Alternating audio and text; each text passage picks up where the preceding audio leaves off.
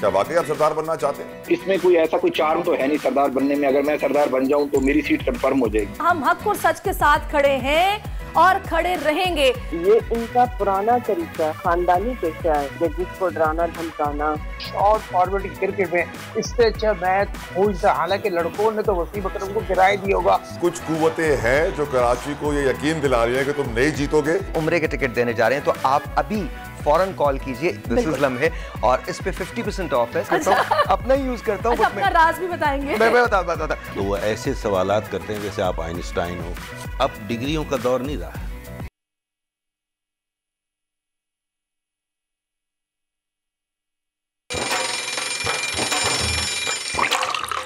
आजकल सबकी ही सुबह आउट ऑफ कंट्रोल है। दुनिया बोल है, दुनिया बोल है। पड़ेगा।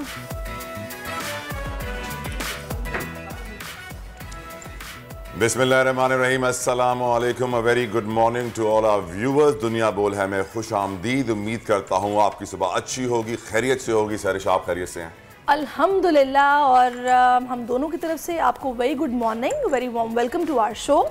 और जनाब, प्रोग्राम का बाकायदा तौर पर आगाज़ करते हैं। Talha quote of the day बताएंगे और बड़ी तफसील से बताएंगे। ये आप हमेशा, अब देखिए, मैं जानता हूँ कि आप मेरे प्रोग्राम में थोड़े वक्त के लिए आई हैं, तो मैं चाहता हूँ कि हमेशा आप शुरू करें। आप मेरे ऊपर बोझ डाल देती। चलें, सुबह खैर। अब यकीनन कोट ऑफ द डे हम हमेशा सोचते हैं कि प्रोग्राम का आगाज़ किसी अच्छी बात से करें।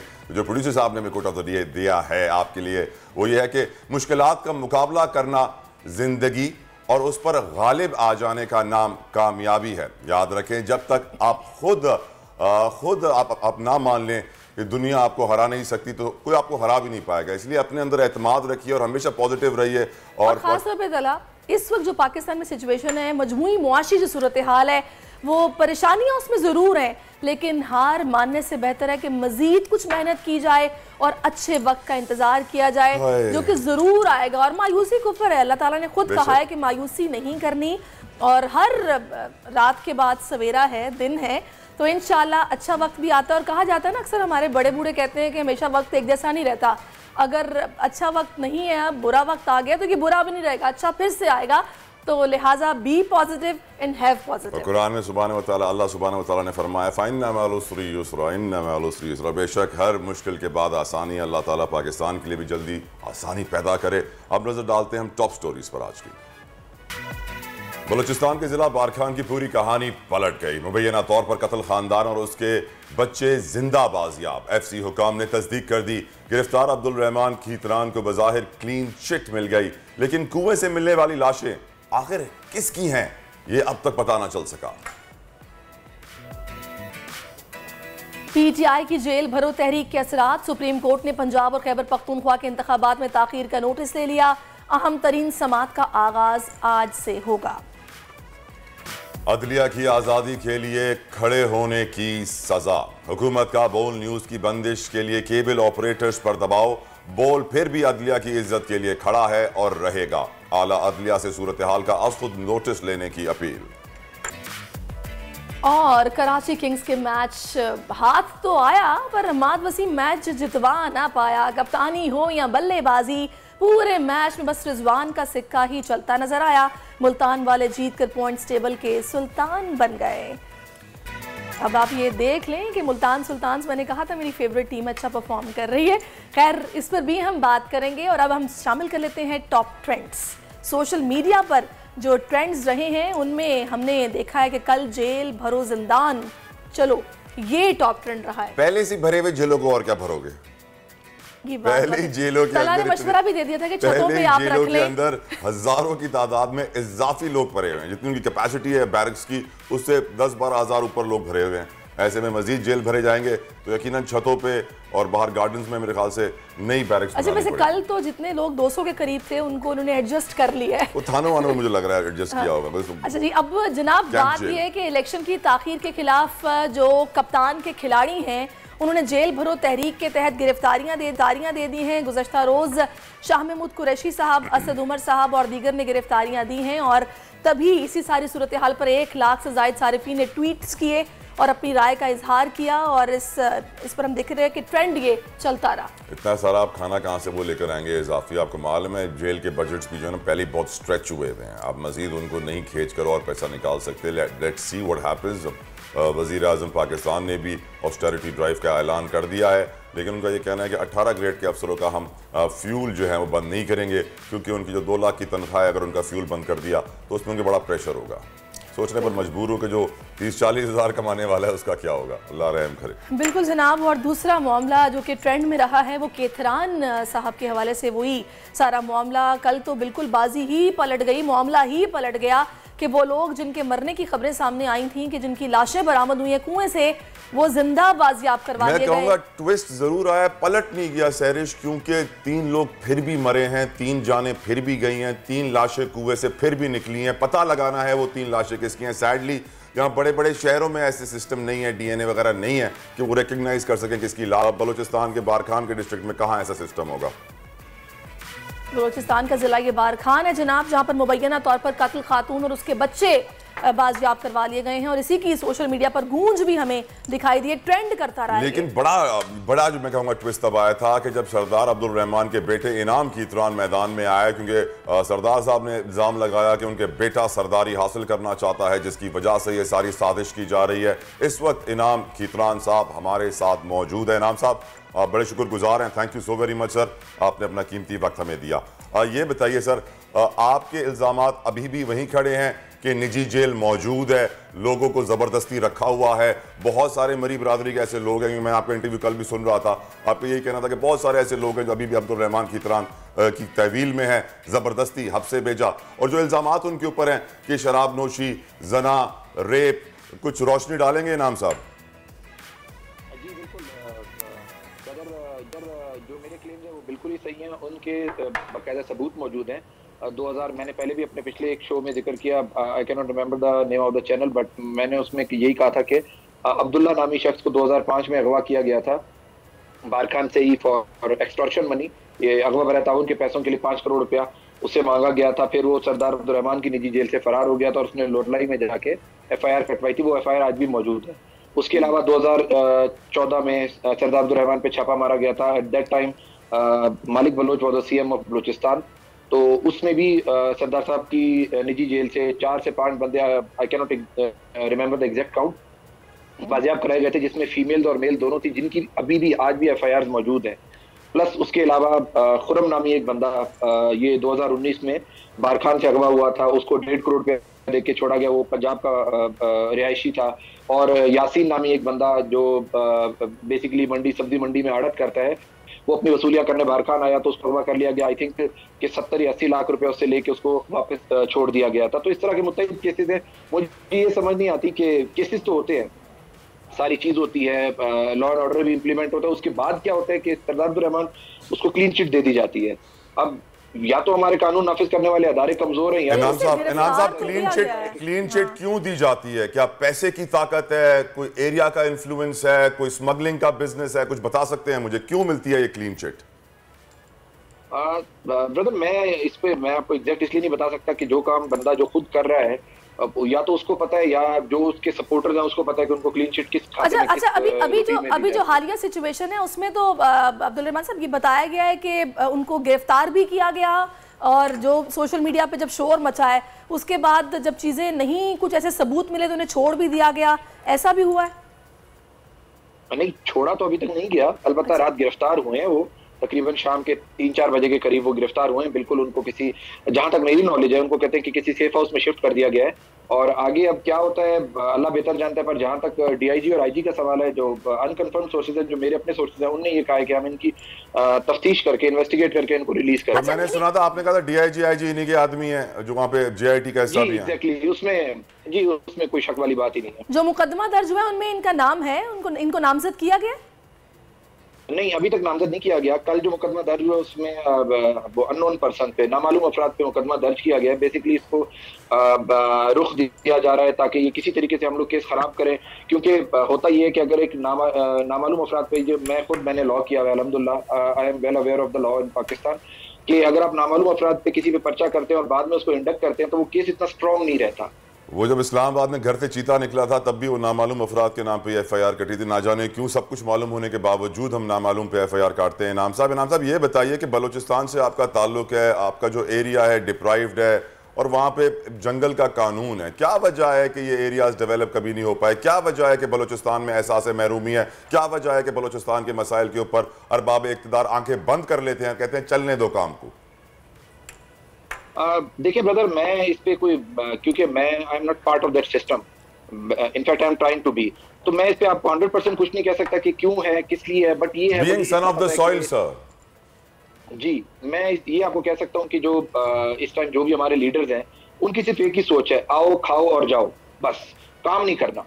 अगर काम करोगे तो लोगों में एक्सपोजर आएगा। लेकिन अच्छा, लेकिन अभी जो सारी सिचुएशन वहां पर है, देखिए ये इल्जामात थे, ठीक है, ये मामला अब गिरफ्तारी भी हो गई है, आगे अदालत में जाएगा और वहां पर सारे मामलात को देखा जाएगा, लेकिन ये जो लाशें बरामद हुई हैं ये किसकी लाशें हैं? ये तो मालूम ही नहीं पड़ा अभी तक सर। आपको कुछ आइडिया हो सकता है किसकी लाशें हो सकती हैं? जी आइडिया नहीं, मैं आपको कंफर्म कर सकता हूँ। जो 2 लाशें, दो मेल हैं, वो खान मोहम्मद मरी के ही बेटे हैं 1000%। इस पे मैं किसी भी आप कह रहे हैं कुछ रिपोर्ट घुमाई गई है, कुछ गेम खेली गई है कहने के लिए कि उनकी लाशें नहीं है? नहीं, मैं आपको बता रहा हूँ, जो मेल है वो तो 110% खान मोहम्मद के बेटे हैं। और जो फीमेल है, जी जो फीमेल है, मैं 70% उस सिनेरियो तक पहुंचा हुआ और इंशाल्लाह घंटे 2 या 3 तक या मैक्सिमम 3 बजे तक मैं with pictures and with videos वो जो लड़की जो जिसका रेप हुआ है और वो कत्ल हुई है, मैं उसको सामने ले आऊंगा। सामने ले आएंगे बहुत जल्दी आप एविडेंस के साथ। इनाम साहब की कुछ मेरे ख्याल से ऑडियो में कुछ डिफिकल्टी आ रही है। इनाम साहब, if you could fix your audio as well, हम बड़े शुक्रगुजार होंगे। इनाम साहब, एक बड़ा इंपॉर्टेंट क्वेश्चन, आप पे एक इल्ज़ाम है कि आप सरदार बनना चाहते हैं। मैं हैरान हूँ सर, ऐसी इलाके का, ऐसी रियासत का, ऐसी सूरत हाल में कौन सरदार बनना चाहिए? क्या वाकई आप सरदार बनना चाहते हैं?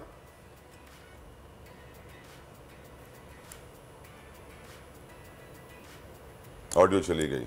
चलिए हम फिर से इनसे कांटेक्ट करने की कोशिश करते हैं, अगर दोबारा फिर से हमारा इनसे राब्ता हो पाए। मकतूल खातून और उसके बच्चे तो जिंदा बाजियाब करवा लिए गए हैं, लेकिन 100% श्योर के जो मर्द हैं वो खान मोहम्मद मरी के ही बेटे हैं। यानी कि हकाइक को ट्विस्ट किया जा रहा है, मस्क किया जा रहा है, स्टोरी को चेंज किया जा रहा है, क्योंकि इस पर काफी शोर मचा, ट्रेंड किया, जिसके बाद वहां पर लेवी लेकिन अफसोस की बात है सहरिश, बलूचिस्तान हमारे मुल्क के लिए एक खजाना है जो काफ़ी वक्त से एक एहसास महरूमी में है। इनाम साहब हमारे साथ दोबारा कनेक्ट हो गए। इनाम साहब, मेरा सवाल आपसे ये था कि आप क्या वाकई सरदार बनना चाहते हैं बार खान के? क्योंकि जो हालात वहाँ के हैं, ज़मीनी हकायक जो हैं, ऐसे में तो हर कोई पनाह मांगे अल्लाह की। देखिए ब्रदर, जहाँ तक सरदार बनने की बात है ना, तो इसमें कोई ऐसा कोई चार्म तो है नहीं सरदार बनने में। अगर मैं सरदार बन जाऊँ तो मेरी सीट कन्फर्म हो जाएगी। अभी times are changing, in fact times have change. आप अगर लोगों की खिदमत कर सकते हैं, उनके दुख दर्द में शरीक हैं, आप अगर उनको एहसास महरूमी की शिकार से निकाल सकते हैं, तो आप सरदार हैं। देखिए लास्ट इलेक्शन का मैं आपको जिक्र करता हूँ, 2018 का, हमारे इलाके से एक नॉर्मल, एक आम सा बंदा, एक बिल्कुल ही लेबर तबके का बंदा सरदार अब्दुल रहमान के मुकाबले में उठता है और वो 18,500 वोट लेता है। मतलब सरदार अब्दुल रहमान के भी 18,500 वोट थे और उसके भी 18,500 वोट थे। वो तो कोई सरदार नहीं था, तो उसने एक मतलब इसका मुकाबला कैसे किया? तो ये सिचुएशन को डाइवर्ट करने की कोशिश की जा रही है, किया जा रहा है। देखिए अभी इनाम साहब, अभी तो ये सिचुएशन है कि जिन लोगों के नाम सामने आए या शोर मचा, जो लाशों पे बात हो रही है, बाजियाबी भी हो गई। ये जो निजी जेल का इल्जाम लगाया जा रहा है, ये बड़ा संगीन इल्जाम है, और खवातीन के साथ ज्यादती का जो इल्जाम लगाया जा रहा है, क्या वाकई वहां पे कोई ऐसी निजी जेल मौजूद है? क्योंकि ये छोटा इल्जाम नहीं है। पता नहीं कितने ऐसे लोग हैं जिनके साथ जुल्म और ज्यादती हो रही है, जिस पर लोग बात भी कर रहे हैं, लेकिन हो कुछ नहीं रहा। जी बिल्कुल निजी जेल मौजूद है। मैं खुद एक जीता जागता गवाह हूं। मैं, मेरे भाई, हम लोग गवाह हैं, बट हम लोग we are weak. Obviously Sardar Abdul Rahman he is a powerful person, वो कुछ भी कर सकता है, कुछ भी कर सकता है। इनाम साहब, लोग सोच रहे हैं कि आज सरदार का बेटा सरदार के खिलाफ बोल रहा है, क्या वजह है? आपसे पूछता हूँ, क्या वजह है? ऐसा क्या हुआ कि आप अपने बाप के खिलाफ हो गए? देखिए ब्रदर, मैंने मुतअद्दिद टाइम्स अपने वालिद साहब को ये नसीहत की, कहा, कर तो नहीं सकता, कोशिश की कि आप जो कर रहे हो वो गलत है। ठीक है, पहले जब हम लोग छोटे थे आप करते थे, हमें शायद ये अच्छा भी। क्या करते थे सर? यही जो लड़कियां हैं, देखें जो लड़कियां जिनका मैंने आपको बताया, अब जो 14-15 साल की लड़की है खान मोहम्मद मरी की, हमारी आंखों के सामने इसका रेप होता था, पर हम लोग कुछ नहीं कर सकते थे। हम लोग सिर्फ बोल सकते थे। मैंने ही सिर्फ अपने भाइयों में बोला और मैं ही बागी बन गया, मैं ही रेबल बन गया। अब वो मुझे धमकियां देते थे, कहते थे मैं तुम्हें बंद करवा दूंगा, दहशतगर्दी का पर्चा करवा दूंगा, मैं तुम्हें गुम कर दूंगा, गोली सर पे मारूंगा, तुम्हारा काम नहीं है। ये अच्छा, मुझे ऐसा लगता है इनाम साहब, आप लोगों की मजबूरी होती है लॉ पढ़ना भी, क्योंकि आपको पता है कि सारे मामलात तो चलने हैं और इनसे निमटना भी है, तो लॉ पढ़ना भी बहुत ज़रूरी है ताकि हम अदालत में जाके बात तो कर सकें अपने हक में, कानून तो बता सकें। खैर, आपने इस पर बात की है और हक और सच के साथ खड़े, आप अपने बाप के खिलाफ हो गए, बड़ी अच्छी बात है, बहुत शुक्रिया, आपने अपना कीमती वक्त में दिया। लेकिन इसमें मकसद ये है, लोगों के साथ ज्यादती हो रही है, उनको इंसाफ मिलना चाहिए, और जिनकी ये लाशें हैं उनके लवाहिकीन के साथ इंसाफ होना चाहिए, और जो मुजरिम है उन्हें कैफरे किरदार तक पहुंचना बहुत ज़रूरी है। और इसमें हुकूमत का बहुत बड़ा रोल होगा, जो कि उनको संजीदगी से इस पर देखना होगा करना क्या है। यकीनन यकीनन एक लम्हा फ़िक्रिया है कि हमारे कौम की बेटियां किस हाल में हैं, और बलूचिस्तान का हमने क्या हाल कर दिया, क्योंकि बलूचिस्तान यकीनन पाकिस्तान के लिए सबसे बड़ा इस वक्त ख़जाना है। बलूचिस्तान से पूरा मुल्क फ़ायदा उठाता है, लेकिन बलूचिस्तान को फ़ायदा नहीं होता है। सुई से गैस निकली और गैस की 2 बड़ी कंपनियां बन गई, SSGC, SNGPL, और लेकिन सुई का हाल ना बदला, वहाँ पर वही अंधेरे रहे, गैस तक उन बेचारों को ना मिली। अल्लाह रहम करे हमारे हालात पर, हमें होश के नाखून दे, हमें होश में लेकर आए, क्योंकि हम ख्वाब खरगोश में मज़े हैं। बिल्कुल जनाब, अब इसके बाद जो बड़ी खबर है वो हम नाजरीन के साथ शेयर करेंगे, वो है बोल नून लीग की अदलिया के खिलाफ मुहिम के खिलाफ खड़ा हुआ तो हुकूमत इंतकामी कार्रवाई पर उतर आई है। मुअज़्ज़िज़ जज साहिबान के हक में खबर नशर होते ही केबल ऑपरेटर्स पर बोल को बंद करने के लिए दबाव डाला गया है। बोल फिर भी अदलिया की इज्जत के लिए खड़ा है और खड़ा रहेगा। आला अदलिया से अपील है कि सूरत हाल का खुद नोटिस लिया जाए। देखिए, हम हकीकी सहाफत करते रहेंगे, हमारा मुंह बंद नहीं कराया जा सकता, हम हक और सच के साथ खड़े हैं और खड़े रहेंगे। ये हमेशा से होता है, हम ये देखते आए, रिजीम चेंज जब से किया गया उसके बाद से बारहा ये कोशिश हुई कि हम लोग अगर हक और सच के साथ खड़े हैं तो हमारा मुंह बंद कराया जाए। कभी केबल ऑपरेटर्स पर प्रेशर डाला जाता है कि इनके चैनल को बंद किया जाए, और अभी भी यही कोशिश की जा रही है। खुद एक मुनज़्ज़िम मुहिम चलाई जा रही है अदलिया के खिलाफ, और बाकायदा आपने मरीम नवाज के मुंह से सुना कि इस्तीफा दीजिए और अदलिया पर लगने वाला धब्बा मिटाइए। इसी पर बात करने के लिए PTI के सीनियर रहनुमा है मुसरत चीमा साहिबा हमें ज्वाइन कर चुके हैं। मुसरत साहिबा, बहुत शुक्रिया आपके वक्त का। मुसरत साहिबा, जब इनको ये लगने लगता है कि फैसले इनके हक में नहीं होंगे, और जाहिर है अवाम भी देख रहे हैं अदलिया हक और सच के साथ खड़े होंगे, इंसाफ करेंगे, तो ये मुहिम शुरू कर देते हैं। फिर चैनल्स पर दबाव डाला जाता है कि भाई जो हम चाहते हैं वो बोलो। बिस्मिल्लाहिर्रहमानिर्रहीम, बहुत शुक्रिया। ये इनका पुराना तरीका, खानदानी पेशा है, जजिस को डराना धमकाना। सुप्रीम कोर्ट के ऊपर तो हमला ही कर डाला डंडों के साथ उनके वालिद मोहतरम ने, तो ये उन्हीं की बेटी है। और देखें, सिसिलियन माफिया ऐसे नहीं इनको कहा गया, ये एक्चुअली माफिया की तरह ऑपरेट करते हैं, और डराना धमकाना। एक्चुअली इन दोनों ऑनरेबल जजेस की इनके पास कोई कमजोरी नहीं होगी, कोई ऑडियो वीडियो नहीं होगी जिसकी वजह से मरियम मिस्त्री साहिबा को आके जलसों में चीखना चिल्लाना पड़ रहा है। अगर आप मरियम की शख्सियत का अगर आप उसका जायजा लें तो सिर्फ और सिर्फ लड़ाई झगड़ा दंगा कन्फ्रंटेशन जलाओ घेराव। मुसरत साहिबा, सुप्रीम कोर्ट ऑफ पाकिस्तान का सुओ मोटो नोटिस आज खुद नोटिस और आज ही समाअत का मुकर्रर होना, क्या आप प्रेडिक्ट कर रही हैं, क्या होने वाला है, कैसे देखते हैं आप इस सूरत हाल? इसमें थोड़ा सा मैं ऐड भी कर दूं, मैं आपको मुबारकबाद देती हूँ। ये आप लोगों की काविशें हैं कि जिस तरीके से आप लोगों ने कल ये पूरी तहरीक का आगाज किया, गिरफ्तारियां हुई और इस पर नोटिस लेना पड़ा सुप्रीम कोर्ट को, और आप लोगों के हक में हो सकता है इस पर बात खुलकर होगी फिर, क्योंकि 90 रोज में इंतखाबात कराना बहुत जरूरी है। मुझे आप बताएं क्या होगा ऐसा नोटिस में आपकी नजर में? देखें, इस वक्त पूरी कौम की निगाहें सुप्रीम कोर्ट पे लगी हुई हैं, और उम्मीद की किरण रात ये जो सोमोटो लिया गया है जागी है। तो मैं ये कहना चाहती हूँ कि पाकिस्तान के अंदर आइन के ऊपर तेजाब गर्दी की गई है, मस्क किया गया है शेरे आइन को, और आइन की इतनी धज्जियां कभी भी नहीं उड़ाई गई जितना इन 8-9 माह के अंदर पाकिस्तान को, आइन पाकिस्तान को जिस मुसीबत का सामना रहा। और जाहिर है जब आइन कितनी होती है तो विक्टिम तो अवाम ही होती है ना, और हक और सच की आवाज उठाने वाले। जैसे आप अपनी बोल्ड चैनल को देख लें, मीडिया का काम है आईना दिखाना, जो जिसकी असली शक्ल हो उसको वही न दिखाना, और इनकी असली शक्ल इतनी बदसूरती है, उसमें इतनी बदनुमा है कि ये देखते हैं तो ये खौफ से चीखे मारते और फिर अटैक कर देते हैं, फलां चैनल बंद कर दो, तो मुसर्रत साहिबा, अटैक कर दो। मरियम नवाज किस कैपेसिटी में जस्टिस मुज़ाहिर अली नकवी से इस्तीफा मांग रही हैं? उसकी वजह ये है कि मरियम जो है, जो माशाल्लाह से अपने आप में छोटी बड़ी सर्जरी करा के, प्लास्टिक सर्जरी करा के इनकलाबी लीडर बनी फिरती हैं, जिनके वालिद मोहतरम हमेशा मुल्क से भागे, जिन्होंने हमेशा इस मुल्क को नुकसान पहुंचाया। जब भी इनको हुक्मरानी करने का मौका दिया गया, सवाल तो देने वालों को पूछना चाहिए। सबसे पहले हमें उनका गिरेबान जेन्युइनली पकड़ना चाहिए, बिकॉज अवाम ने तो इनको कभी नहीं सुना। पर क्या तौहीन अदालत का केस नहीं बनना चाहिए इसके ऊपर? मेरी अर्ज सुने ना, 5 बजे क्यों विक्ट्री स्पीच की गई? 2013 का याद है ना आपको? 5 बजे एक यूनियन काउंसिल का भी रिजल्ट पूरा नहीं आता। और इसी तरह पाकिस्तान के साथ ये जो पे दर पे तजर्बात किए गए हैं ना, ये उन्हीं तजर्बात का नतीजा है कि हमें आज बिलावल भुट्टो और मरियम जैसी नालायक झगड़ालू किस्म की एक खातून का सामना है जिसमें अक्ल नाम की मुसर्रत साहिबा, क्या ऐसा मुमकिन है, अगर आप लोग शायद आप लोगों के कैंप्स में डिस्कस हो रहा हो, जिस मकसद के लिए आप लोगों ने इस तहरीक का आगाज किया था उसमें एक बड़ा अच्छा ये कदम है कि इनिशिएटिव लिया, सुप्रीम कोर्ट ने खुद नोटिस ले लिया और इस मामले को देखा जाएगा और कह भी रहे हैं कि 90 रोज में आइन के तहत इलेक्शन होना जरूरी है, तो आप लोग इस तहरीक को रोक दें यहाँ पे जब मामला अदालत में चला गया? जी, फिल वक्त हम इस तहरीक को रोक नहीं रहे। उसकी वजह ये कि खाली एक इलेक्शन की डेट तो है, बहुत बड़ा मसला है पाकिस्तान के अंदर। बाकी जो कुछ इन्होंने किया है, महंगाई, इस वक्त आम आदमी मर रहा है, पिस गया है आम आदमी, खास आदमी, इंडस्ट्रियलिस्ट भी, इंडस्ट्री बंद हुई, मजदूर की रोजी रोटी भी बंद हुई।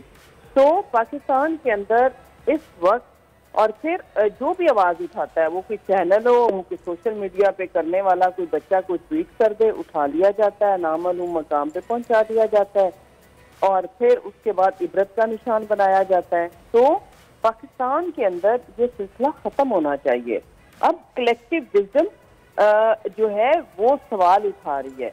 इस मुल्क के 22 करोड़ 75 लाख लोग सवाल उठा रहे हैं। कल आपने जो सवाल उठा रहे हैं और अब ये मामला अदालत में है और होपफुली वहां से चीजें आइन के तहत, आइन के मुताबिक होकर फैसले निकलेंगे और उस पर इम्प्लीमेंटेशन भी अदालत करवाएगी। बहुत शुक्रिया आपका मुसर्रत चीमा साहिबा, आपने अपना कीमती वक्त। राइट, यहाँ पे वक्त हुआ एक ब्रेक का, प्रोग्राम जारी रहेगा हमारे साथ। आजकल सबकी ही सुबह आउट ऑफ कंट्रोल है, दुनिया बोल है, पूरी दुनिया बोल है। Welcome back viewers. ये बात होगी पीएसएल की, और पीएसएल की बात हो तो हम जानते हैं कि 2 हमारे विकेट कीपर्स हैं, सरफराज और रिजवान, जिनका हमेशा कंपैरिजन होता है और लोग ये कहते थे कि सरफराज को वापस आना चाहिए, रिजवान की जगह लेनी चाहिए, लेकिन रिजवान की परफॉर्मेंस इतनी अच्छी जा रही है कि सरफराज अपना लोहा नहीं मनवा पा रहे। रिजवान ने इस वक्त कल सेंचुरी की है, पीएसएल की 2nd सेंचुरी थी, वो पहले भी सेंचुरी कर चुके हैं T20 में, लेकिन उनकी धुआंधार बैटिंग के बाद लोग बड़े खुश हुए, मुतमईन हुए। लगी रहा है कि रिजवान ने अपना लोहा मनवा लिया और सरफराज की जो परफॉर्मेंस है वो गिरती ही जा रही है। बिल्कुल जनाब, कल का मैच अगर कहा जाए कि इस इवेंट का बेस्टेस्ट मैच था, बेस्टेस्ट मैंने ये बना दिए फॉर्म ना, जबरदस्त मैच था, सुपर्ब मैच था कि मतलब नेल बाइटिंग सिचुएशन थी एंड में कि बिल्कुल हमने देखा कि 4 बॉलें और 6 रन चाहिए थे और लग रहा था कि कराची किंग्स किसी तरीके से जीत जाएंगे, लेकिन ऐसा हो ना पाया। इसमें खैर इसमें वजह क्या थी इस पर भी हम बात करेंगे। कराची किंग्स की किस्मत का सितारा कुछ गर्दिश में दिखाई दे रहा है, भरपूर कोशिश के बावजूद मुल्तान से भी उनको शिकस्त हो गई है। साजिद साहब ने हमें ज्वाइन किया, क्रिकेट एक्सपर्ट है, उनसे बात करेंगे। बहुत शुक्रिया साजिद साहब आपके वक्त का। क्या वजह है ये कराची किंग्स को, क्या हो गया है सर, बताएगा ये लोग क्या कर रहे हैं, क्यों इनसे परफॉर्म नहीं हो पा रहा, और क्या मुल्तान सुल्तान अच्छा खेल रहे हैं, कुछ प्रेशराइज हो गए ये लोग, उनको होम टाउन का कुछ एज मिल गया, या उनकी खेल में जो कंसिस्टेंसी थी वो कराची किंग्स नहीं बर्दाश्त कर पा रहा, क्या हो रहा है? बहुत शुक्रिया शहरीज, आपको तला जतोई भाई को बहुत बहुत सलाम। यकीनी तौर पर जिस तरह पूरी दुनिया में गोल्ड ने जिस तरह शोहरत हासिल की है, खासतौर पर पाकिस्तान सुपर लीग के तमाम एडिशन में जिस तरह हमने कहा, वही तमाम मैच सामने होके नजर आए। हमने फास्ट बॉलर का राज का, फास्ट बॉलर ने आउटस्टैंडिंग बॉल की, यॉर्कर के बारे में हमने बताया, वो तमाम चीज़ें आपको नजर आ रही है। 11वें मैच में जिस तरह तला जतोई भाई ने रिजवान वर्सेस सफाज के हवाले से बात की, उसमें तो कोई नेमल बदल नहीं है। रिजवान ने आउटस्टैंडिंग क्रिकेट खेली है और वाइट बॉल में मेरे ख्याल में 2023 में जो उसकी शुरुआत है उसकी जितनी भी तारीफ की जाए कम है। और 2020 में जिस तरह से आज कप्तान इनिंग के लिए उसने सेंचुरी के बनाई है और जिस तरह शान को लेके चले हैं, जिसमें ओपन में पार्टनर मुल्तान सुल्तान में वाकई में मेरे ख्याल में तारीख इस्तीफा मैच सदियों तक याद रखा जाएगा। शॉर्ट फॉरवर्ड की क्रिकेट में इससे अच्छा मैच हो ही था। हालांकि लड़कों ने तो वसीम अकरम को गिराई दिया होगा, आपने उनकी फोटो देखी, शुगर के हाई मरीज है मेरे दोस्त मेरे भाईजान। मगर क्या करे पाकिस्तान सुपर लीग में, अगर हैदर ने जिस तरह कराची किंग्स को अगर वो रन आउट हो जाते तो हो सकता है कराची किंग ये मैच जीत जाती, मगर कराची किंग नहीं। लेकिन इसमें साजिद साहब जितना स्लो वो खेले हैं ना, एक वजह ये भी है मैच उनके हाथ से जाने की, बहुत स्लो खेले हैदर और मलिक। बहुत इंपॉर्टेंट सवाल किया शोएब मलिक और हैदर वहां पर। अगर शोएब मलिक जो मेरे शागिर्द हैं 500 से ज्यादा मैचेस खेल चुके हैं, 11,000 से करीब ज्यादा रन बना चुके हैं, उनको मैच जिताना चाहिए था। 18 रन 13 रन पे मैच नहीं जीतते। और यहाँ पर हैदर और शोएब मलिक का शहरी आपने बहुत इंपॉर्टेंट पॉइंट है। ये देखिए ये चीज टेक्निकल बात है और टेक्निकल चीज जो होती है वो नजर आती है। और जिस तरह मैं समझता हूँ अगर मुझे साजिद भाई अगर इजाजत दें बॉस, मुझे तो लग रहा है कि कोई कहीं जो है ना वो पैसा वैसा चल गया है, काम वाम हो गया है, जो परफॉर्मेंस आ रही है। नहीं तो मेरी नज़र में जीतना चाहिए था। ये बताइए कि सरफराज का फ्यूचर आप क्या देख रहे हैं, प्रॉब्लम्स आप क्या देख रहे हैं, क्या वजह हो सकती है कि सरफराज की परफॉर्मेंस इतना डिक्लाइन कर गई? तला जतोई बैटिंग तो बहुत लंबी हो रही है, उसमें तो कोई दो राय नहीं है। बैटिंग यकीनी तौर पर रुक नहीं सकती और उसमें कोई दोनों कारीगर काम कर रहे हैं, उरूज पे काम दिखा रहे हैं। तो ये चीज़ तो बहुत इम्पोर्टेंट है, जो दिखता वो बिकता। पाकिस्तान सुपर लीग में जिस तरह अपने सरफराज के हवाले से बात की, सरफराज को फ्रंट लीड करना चाहिए था। हमने चैंपियन कप्तान यकीनी तौर पर सरफराज एक वर्ल्ड क्लास विकेट कीपर हैं और जो पाकिस्तान की हिस्ट्री में जो कमबैक करके हैं, जो वाइट बॉल उनकी कारकर्दगी है, उनकी टीम डिस्टर्ब नजर आ रही है। सरफराज और मोइन खान जो दोनों मेरे शागिर्द हैं, यकीनी तौर पर अगर आप मुझे आप बताइए नसीम की बात करें, नसीम किस वर्ष की दुआ, नसीम कहाँ बॉलिंग करेंगे? आप नसीम को नजर नहीं आ रहा। आप शाहिन शाह ने आउटस्टैंडिंग बॉलिंग की है, इफ्तिखार कहाँ रन बनाएंगे, नवाज क्या करेंगे? टीम गेम है। अच्छा वैसे इसमें जितनी इनएक्सपीरियंस बॉलिंग लाइन नजर आई है कराची किंग्स की, क्या ये आमिर की कमी तो नहीं महसूस कर रहे हैं या फिर उनकी गैर मौजूदगी का कुछ असर पड़ रहा है? लेकिन शहरी से आमिर के जो था उनको नजर आ रहा था, आमिर तो अनफिट हो गए, आमिर की तो कारकर्दगी नहीं। हाकिब यकीन तो एक नोट टैलेंटेड बॉलर है, मगर यहाँ पर कराची की यकीन तो कारकर्दगी उस तरह की नहीं है जिस तरह की होना चाहिए थी। तो सबसे बड़ी फ्रेंचाइज है और इतना आउटस्टैंडिंग 4 मैच हार जाना। अब मुझे बताइए कराची, कोयटा, पेशावर से 1-2 टीमों ने आना और 1-2 टीमों ने बाहर होना है, तो मैं समझता हूँ बहुत मुश्किल हो जाएगा इन 3 टीमों में से 2 टीमों को सरवाइव करना। और पाकिस्तान सुपर लीग में कराची की जो कारकर्दगी आज के मैच की था ना, और अम्माद वसीम छक्का मारते जिन्हें 5 छक्के मार चुके थे, कप्तान इनिंग उस वक्त छक्के नहीं मारने चाहिए थे, सिंगल या फिर डबल्स की तरह चलना चाहिए था। इस तरह विकेट बंदा गंवा देता और मामला खराब हो जाता। बाउंड्री वाला नहीं खेलना चाहिए था, बिल्कुल बाउंड्री नहीं खेले। जिस तरह आपकी कप्तानी की बॉल उनके बैट पे आ रही थी, 5 छक्के मार चुके हैं, जहाँ चाह रहे थे हमारे बहुत ही आउटस्टैंडिंग और बैटिंग विकेट थी जिसपे जितनी भी तारीफ की जाए। इस तरह की मैचों में बहुत कम मौके मिलते हैं हीरो बनने के, और 90% तो अम्माद वसीम हीरो बन चुके थे। और आखिरी ओवर की जो 5 बॉलिंग है, आखिरी में तो कोई भी कसर नहीं छोड़ी थी कराची को जिताने को। कराची जीतना ही नहीं चाहती, उसको कोई क्या कर सकता? तला ज्योति तो बल्ला पकड़ के नहीं खेलते। सर आपने जो जुमला इस्तेमाल किया ना कि कराची जीतना ही नहीं चाहती, तो इससे वाजे हो गया है कि कुछ कुव्वतें हैं जो कराची को ये यकीन दिला रही हैं कि तुम नहीं जीतोगे तो तुम एक्चुअली जीत जाओगे। अब आप समझ जाए मैं क्या कह रहा हूँ। खैर ये बताइए, इस वक्त इन सारे मैचेस के बाद साजिद साहब, PSL में आपकी फेवरेट टीम कौन सी है? आज के मैच को आप कैसे देख रहे हैं?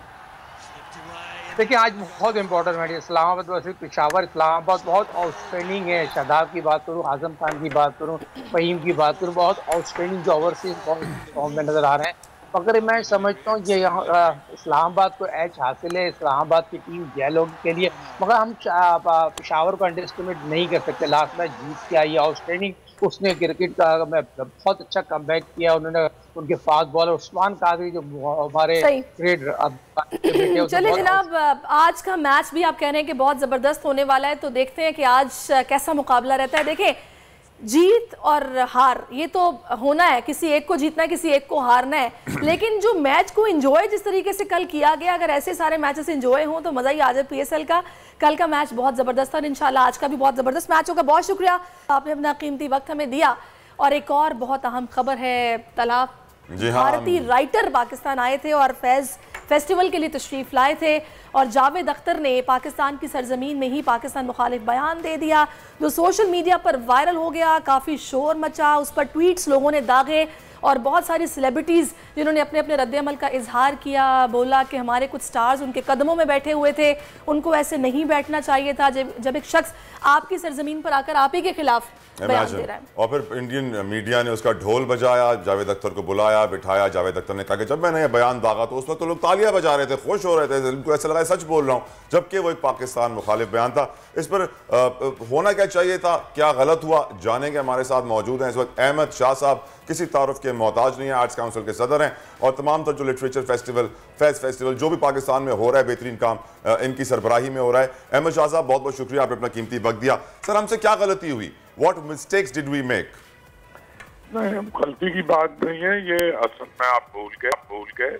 ये जब पुलवामा का वाक़या हुआ था तो उससे पहले हम इनके सर कैफी आजमी साहब के 100 साल हुए थे और एक बड़ी कॉन्फ्रेंस कराची में कर रहे थे, तो ये कुछ भी कंट्रोवर्सी नहीं है जो उस वक्त कंट्रोवर्सी बनी थी।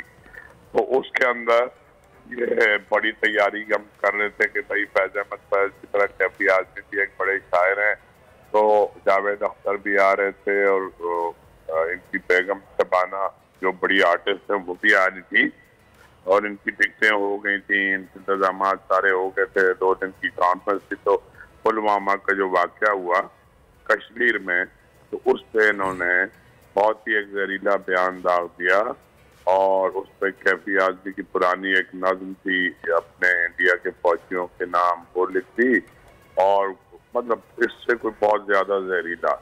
तो उसके जवाब में मैंने एक प्रेस कॉन्फ्रेंस की, हसीना मोइन जिंदा थी, वो मेरे साथ बैठी थी और तलत हुसैन साहब, और मैंने इनको जवाब दिए और मैंने इन्हें बताया कि इन्हें मोदी दहशतगर्द नजर नहीं आता, इन्हें कश्मीर में जो कुछ हो रहा है वो नजर नहीं आता, इन्होंने बाकी माइनॉरिटीज के साथ जो कुछ हो रहा है इन्हें गुजरात नजर नहीं आता, 20-25 हजार से ज्यादा मुसलमान मार दिए। और मैंने तो ये भी कहा था कि हम बड़े बुज़दिल थे कि हम चुप रहे और हम इस बात पे चुप रहे कि हम अमन पसंद कौम है और हम चाहते हैं कि हिंदुस्तान और पाकिस्तान में अमन हो। सही। तो मैंने बहुत ज्यादा, तो उसका बहुत रिएक्शन आया था, हमारी बहुत जमाना ठीक है, बिल्कुल बहुत रिएक्शन उस वक्त भी आया था और अभी भी बहुत रिएक्शन आ रहा है। बहुत सारे लोग तो ये सवाल उठा रहे हैं कि इनको वीजा किसने दिया, ये भी तो पता किया जाए कि वीजा इनको किस तरह से मिल गया। जब ये माजी में भी ऐसे बयानात दाग चुके हैं तो फिर इनकी आमद और इनका वीजा इनको मिल जाना ये तो किसी तौर ठीक नहीं था। देखिए, मैं थोड़ा सा इस जज्बात की रोह में मैं कभी भी ये नहीं चाहूंगा कि देखिए वीजा पाकिस्तानी हुकूमत ने दिया और बिल्कुल ठीक दिया।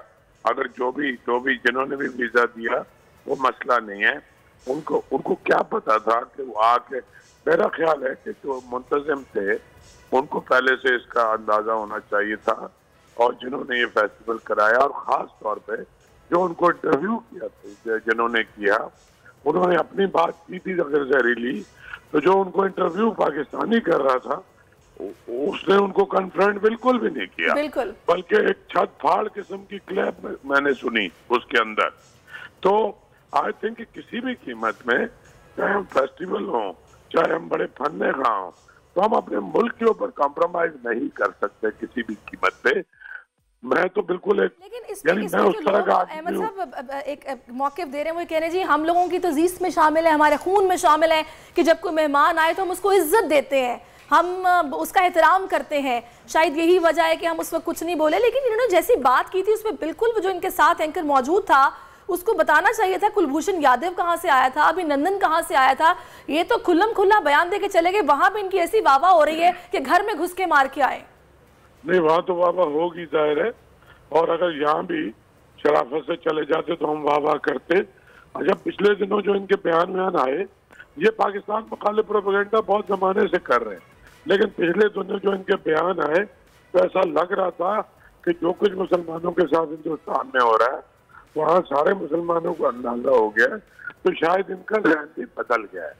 और मैंने तो जो प्रेस कॉन्फ्रेंस की थी, तो मैंने तो खैर बहुत ही खौफनाक प्रेस कॉन्फ्रेंस की थी, तो लेकिन लगता नहीं है, लगता है कि जावेद भाई आदत से मजबूर है और जवाब, और ये नहीं, मेहमानों की इज्जत करनी चाहिए, लेकिन क्या कोई हमला करे आपके मुल्क के ऊपर तो उसको फिर इज्जत से खाली कर दें आप कि जी आइए इधर लाल किला, ये आप ले लीजिए। और यहाँ बहुत बहुत शुक्रिया अहमद शाह साहब, सदर आर्ट्स काउंसिल। एक बात वाज़ेह है कि मीन को सोचना चाहिए जब भी वो किसी ऐसे शख्स को बुलाते हैं दुश्मन मुल्क से और उसको प्लेटफॉर्म प्रोवाइड करते हैं कि ये कुछ भी कह सकता है, उसे पे कोई कंट्रोल किसी का भी नहीं है, बातें कुछ होती हैं, इनकी हरकत और सकनात कुछ होती हैं। यकीनन सोचने की ज़रूरत है कि हम ये गलती दोबारा ना करें। बिल्कुल, एक ब्रेक ले लेते हैं, ब्रेक के बाद वापस आते हैं, आप हमारे साथ रहिए। आजकल सबकी ही सुबह आउट ऑफ कंट्रोल है, दुनिया बोल है, पूरी दुनिया बोल है। वेलकम बैक नाजरीन। और जनाब मेरे साथ एक बहुत ही ज़बरदस्त शख्सियत मौजूद है, किसी तारुफ के मोहताज नहीं है और इनके पास आज ऐसी ज़बरदस्त प्रोडक्ट्स हैं जिनकी मेरे ख्याल में ख़वातीन को अशद ज़रूरत है, जो कि अपना ख्याल रखती हैं, अपनी केयर करना चाहती हैं, खूबसूरत दिखना चाहती हैं, उनके लिए बहुत कुछ है। और इनकी प्रोडक्ट्स को मैंने भी यूज़ किया है और आउटस्टैंडिंग रिजल्ट्स हैं, क्योंकि हम लोग तो माशाल्लाह से साथ हम लोगों ने काम भी किया, वर्क टुगेदर इन समा, तो आपस में एक कॉन्टैक्ट भी रहा है। तो जब साहिर ने ये स्टार्ट किया तो फिर मैंने कहा तो यूज़ करनी पड़ेंगी चीज़ें, इनको इस्तेमाल किए बगैर गुजारा नहीं है। तो जनाब Sahir, welcome to our show. आज जनाब मुझे ये बताइएगा सबसे पहले, जो एक ऐसी बात है जिसकी मेरे ख्याल है फ़िक्र हर खातून करती है, स्किन डल हो रही है, वो ग्लो नहीं आ रहा, क्योंकि आजकल सोशल मीडिया का दौर है, हम लोग फ़िल्टर्स तो देखते हैं, हकीकत हमें नहीं पता होती, लेकिन हर किसी का दिल ये चाहता है कि मैं ऐसा दिखूँ। तो ये स्किन जो डल हो रही है उसके लिए हमें नहीं समझ आती कौन सी ऐसी क्रीम हम यूज़ करें जो पिगमेंटेशंस और जो बिला वजह के मोल्स हैं या ग्लो नहीं आ रहा, उससे बचना है हमने। अच्छा, आपके पास क्या है? हम बहुत सारी चीज़ें, और मैं इसके बाद जवाब दूंगा, लेकिन कुछ चीज़ें हैं जिसके बारे में मैं अभी कहना चाहता हूं और आपसे कहना चाहता हूं कि आज का दिन बड़ा इंपॉर्टेंट है, बहुत ज़्यादा हैपनिंग दिन है, इस सेंस में कि हमने we have tried to give back something. मेरे ख्याल में मुझे ऐसा लगता है कि अमोर ने हमेशा ये कोशिश की है, we try to give something back to the community. तो हमने आज जो किया है, आज जो बहुत really sorry to interrupt you, मैंने साहिर को भी ये बोला कि आप जितने ज़बरदस्त तरीके से लोगों को गिव बैक, जिस तरह कि इन्होंने बोला है कि कुछ ना कुछ वापस भी मिलना चाहिए, दे रहे हैं, आउटस्टैंडिंग। मैंने इससे पहले कभी किसी ब्रांड को नहीं देखा कि वो इस तरीके से आपको 3,500 या 4,000 की बाइंग पर आपको उम्रे का टिकट मिल जाए, या फिर आपको LED, आपको बाइक, या फिर आपको इसके अलावा बहुत कुछ है। मैं आपको बताता हूँ कि असल में एक जो अभी हमने जो आज की अनाउंसमेंट है वो ये है, और ये अभी है, इसको लिख लीजिए, उसके बाद मैं सारी प्रोडक्ट्स के बारे में बात करूंगा, लेकिन ये लिख लीजिएगा कि आज अगर आप 3500 की परचेस करते हैं तो आपको उम्रे के 2 टिकट्स जो हैं वो आप जीत सकते हैं। और यही नहीं है, आज के दिन अगर आप इसको परचेस करते हैं, आज से लेकर आई थिंक 28 तारीख तक अगर आप परचेस करते हैं, 15 रमज़ान नहीं, 15 रमज़ान तो अनाउंसमेंट है, 15 रमज़ान तक आपने परचेस करनी है, लेकिन आज से लेकर 28 तक अगर आप कुरानदाजी में शामिल होते हैं, 3500 की परचेस करते हैं, तो आपका नाम हम 2 मरतबा शामिल करेंगे। तो आपका नाम मतलब आपको डबल एंट्रीज हो जाएंगे, आपको ज़्यादा चांसेस हो जाएंगे टिकट मिलने के, उम्रे का टिकट। और हम 15 तारीख तक इसकी एंट्रीज ले रहे हैं, लेकिन याद रखिएगा सिर्फ कॉल करना या वेबसाइट पे जाना ही वो नहीं है, जब तक आपको वो डिलीवर नहीं होगा आपकी एंट्री काउंट नहीं होगी। तो आपको वो परचेस करनी है, क्योंकि डिलीवरी के अंदर 7-8 दिन लग जाते हैं, इसी वजह से 15 तारीख तक का कट ऑफ है। 15 के बाद हम आखिरी अशरे के अंदर उसका ऐलान करेंगे कि कौन वो 2 खुशकिस्मत लोग हैं जिनको हम उम्रे के टिकट देने जा रहे हैं। तो आप अभी फ़ौरन कॉल कीजिए, इसी वक्त नंबर लगा दीजिएगा, अभी फ़ौरन कॉल कीजिए और आप परचेस कीजिए 3500 की, और आप ले सकते हैं। स्क्रीन पर आप ये प्रोडक्ट्स की मालूमात के लिए भी नंबर देख रहे हैं, और इसके अलावा बाइंग के लिए, परचेस कुछ भी करना हो, वैरायटी है इनके पास, एक रेंज है कि आपने अपने नाखूनों का, बालों का, स्किन का कैसे ख्याल रखना है, इससे रिलेटेड सारी प्रोडक्ट्स तो जनाब कमाल ही है। जो लम्हे इनका परफ्यूम है वो मुझे इतना पसंद आया है कि I can't tell you. This is लम्हे, और इस पे 50% ऑफ है, 7000 का है, लेकिन हम 3500 का दे रहे हैं, तो आप अभी कॉल कर सकते हैं। 3500 is nothing and it's really really good. आप देखिएगा सरिश, आपको कैसा लग रहा है ये? Really nice. अच्छा, एक बहुत बड़ी प्रॉब्लम होती है सारिश कि लोग ये कहते हैं कि जी बालों का बड़ा इशू है, बाल गिरते हैं। अच्छा, मैंने एक स्टोरी आप लोगों से शेयर की थी जब वर्दा भी यहाँ थी कि मैंने 20 साल तकरीबन प्रोपेशिया का इस्तेमाल किया। खुद मैंने खाई भी है और लगाई भी है। जी बिल्कुल बिल्कुल, मैंने प्रोपेशिया खाई है और मैंने रोगेन लगाई है 20 साल। अच्छा, 20 और साल। उसके बाद हमने, अच्छा ये बात याद रखिएगा कि आपके जो बाल गए हुए हैं वो 2 दिन में नहीं आते, 2 वीक में नहीं आते, 2.5 महीने लगते हैं। अच्छा, 2.5 महीने। हाँ, 2.5 महीने आपको लगते हैं। और प्लस 95% लोगों में ये काम करता है, 5% लोगों में काम नहीं करेगा, लेकिन फिर भी लगाने से पहले अपने डॉक्टर से कंसल्ट करना बहुत ज़रूरी है। अच्छा, हमारे पास ये हर्बल सोल्यूशन है, ये हमारा हेयर लॉस सोल्यूशन कहलाता है। इसके अंदर 3 चीज़ें हैं और इससे आपके गए हुए बाल दोबारा से वापस आ सकते हैं। इसके अंदर आपको ये कार्ड मिलता है जिसके अंदर लिखा हुआ है कि चीज़ें कौन कौन सी हैं जो आपको इसके अंदर शामिल हैं। इसमें 3 चीज़ें शामिल हैं। डेली शैम्पू है जो आपको हफ्ते में 7 दिन लगाना है। इसके साथ साथ ये हमारा हेयर ऑयल है जो आपने हफ्ते में 3 मरतबा लगाना है और सिर्फ 40 मिनट के लिए, सिर्फ 40 मिनट्स के, उसके बाद आप वॉश कर सकते हैं। और ये सिरम है जिसके 7 to 8 ड्रॉप्स आपने हर रोज लगाने हैं रात को, और 2.5 महीने। इसको कैसे अप्लाई करेंगे 7 to 8 ड्रॉप्स को? देखिए, रात को आपने लगा लिया 7 to 8 ड्रॉप्स, मतलब आपने अपने स्कैल्प पे हाथ में डालने के बाद या डायरेक्ट? नहीं, डायरेक्ट 7 to 8 ड्रॉप्स आपने लगाया, उसको अच्छी तरह से रब किया 2 मिनट के बाद और उसकी स्मेल खत्म हो जाती है and then you are done. और सुबह उठ के आप इस शैम्पू से धो लीजिए। आसान तरीका ये है कि 7 ड्रॉप्स ये डाल लें और हफ्ते में 3 मरतबा ऐसा करें कि जैसे ही आप उठें आप इस ऑयल को आराम से, इसमें भी ड्रॉपर मौजूद है, स्कैल्प पे लगा लें, उसको रब करें और छोड़ दीजिए और 40 मिनट के बाद आप उसको भी वॉश कर लीजिए। पता है ये मैं आपको बता दूं कि आजकल हमारे जो नाजरीन हैं वो इतने कंफ्यूज रहते हैं कि कौन सी प्रोडक्ट बाय करें कौन सी ना करें। एक ऑर्गेनिक का बहुत ज्यादा वो एक हो गया है कि जनाब अब प्रोडक्ट्स ऑर्गेनिक होने चाहिए, तो इन प्रोडक्ट्स को जिस तरह बनाया गया वो भी थोड़ा सा मैं बता दूं। इनमें 2 चीजें तो ऑर्गेनिक है, हमारा जो हेयर ऑयल है वो तो दोनों ऑर्गेनिक है, और एक नेचुरल है। नेचुरल क्या चीज़ होती है जिसमें काफ़ी चीज़ें ऑर्गेनिक होती हैं लेकिन कहीं ना कहीं केमिकल बॉन्डिंग ज़रूर होती है। ये बात याद रखिएगा कि बहुत सारे लोग ये कहते हैं कि सिर्फ ऑर्गेनिक चीज़ें इस्तेमाल होनी चाहिए, बहुत अच्छी बात है, लेकिन सिर्फ ऑर्गेनिक से भी काम नहीं होता, आपको कॉम्बिनेशन इस्तेमाल करना पड़ता है। But anyway, this is really effective, और ये आप आज कॉल कर सकते हैं, ये भी डिस्काउंट पे है। हमने आसानी ये की है कि इसको पूरे एक हमने सोल्यूशन पैक के अंदर बना दिया है, तो अब आपको कुछ नहीं करना, उनसे कहिए मेरे बाल गिर रहे हैं और ये रिजल्ट, ये देखिए, ये रिजल्ट है, ये रिजल्ट देख लीजिए, ये एक्चुअल रिजल्ट है। अच्छा, और मैं खुद लगाता हूँ अपने बालों के अंदर और मेरा हेयर लॉस बिल्कुल भी नहीं है, आप देख सकते हैं। मेरे अपने बाल जो हैं, मैंने कभी कोई ग्राफ्टिंग नहीं करवाई, कुछ नहीं करवाई, कुछ नथिंग, मैं सिर्फ ये यूज़ करता हूँ। This is what I use. अच्छा, एक चीज़ और है, अक्सर लोग ये कहते हैं कि जी वेट हमारा कम नहीं होने में आता। अब मैंने हमेशा एक कोशिश की है कि सब कुछ खा सकूँ, और मैं सभी कुछ खाता हूँ। मैं अभी यहाँ पर आपके सामने ये मिल्क की अच्छी खासी कॉफ़ी जो है, उनका कॉफ़ी बहुत अच्छी होती है, वो पी रहा हूँ, और इसके साथ साथ अब इसके बाद जाके मुझे नाश्ता करना है, आज दोपहर लंच की मीटिंग है, और उसके बाद थ्रू आउट मेरे मतलब। और बिल्कुल आपने इतना वेट गेन नहीं किया हुआ, और ये मैंने उसके लिए गेन मैंने क्यों नहीं किया हुआ, बिकॉज ऑफ दिस, ये है कर्व। और ये कर्व जो है ये ड्रैप एनलिस्टेड है, 100% ऑर्गेनिक है, 100% ऑर्गेनिक है, और आपने कोई साइड इफेक्ट्स नहीं, नो नथिंग। आपने एक टैबलेट लेनी है और आपने एक कैप्सूल होता है वो आपने ले लेना है, पानी से लेना है, नाश्ते के बाद लेना है, और पूरे दिन 14 से 16 गिलास आपने पानी पीना है, और आप देखिएगा कि आप 3 से 4 इंचेस वेट जो है उसको रिड्यूस करेंगे। मैं आपको सच बता रहा हूँ, मैं पास्ता से लेकर चाइनीज़ तक और चाइनीज़ से लेकर फ्रेंच तक, फ्रेंच से लेकर पैलेस्टीनियन तक हर किस्म की ग़िज़ा खाता हूँ, और हमारे यहाँ बहुत खाया जाता है, और लेकिन बट दिस सर्व्स मी। तो अगर आपने वेट लूज करना है तो 3 से 4 इंच आप इसको लूज कर सकते हैं। और सर्दियों में तो वैसे भी ज़्यादा खाया जाता है, लोग शौक से खाते हैं, तो उसके लिए ज़रूरी है कि आप कुछ। अच्छा, आपने ग्लो की बात की, मैंने ग्लो की बात की। अच्छा, एक ग्लो जो है उसमें हमारे पास एक ऑप्शन तो इंटेंसिव वाइटनिंग फेशियल किट की है। इसके अंदर ये आपको एक कार्ड मिलता है, और मुझे कार्ड बहुत अच्छा लगता है बिकॉज मैंने डिज़ाइन किया। सो यहाँ और इसके अंदर ये 6 चीज़ें हैं जो आपको मिलेंगी, और ये स्टेप्स यहाँ पर लिखे हुए हैं। अच्छा, ये भी अच्छा कि इंस्ट्रक्शन साथ हैं। बिल्कुल इंस्ट्रक्शन साथ हैं, और इसके अंदर क्या चीज़ें हैं ये भी आप यहाँ पर देख सकती हैं, सारे इंग्रेडिएंट्स मौजूद हैं, तो आप इसको इस्तेमाल कर सकते हैं, और ये 40 मिनट के अंदर आपको कम से कम 2 शेड्स लाइट कर देता है। यानी कि आपको किसी पार्लर जाने की जरूरत नहीं है, आप घर में इन्हीं प्रोडक्ट्स के साथ। आप मुझे बताइए ना, व्हाइटनिंग फेशियल कितने का होता है?